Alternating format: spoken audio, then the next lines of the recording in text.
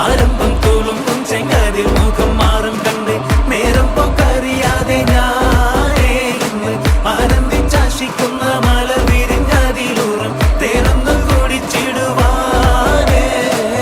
ഇരുമ്പക്കനിയാളോടുള്ളിൽ എനിക്ക് നിറഞ്ഞ് പ്രേമത്തിൻ മരുന്നൊരു തുള്ളി തരുവാൻ പറഞ്ഞ് സാരം വച്ചെഴുത്താനും കള്ളികളെല്ലാം അറിഞ്ഞ് താമരപ്പൂവൊരു വാക്കം വിള്ളിയതില്ല തിരിഞ്ഞ് കണ്ണാടേ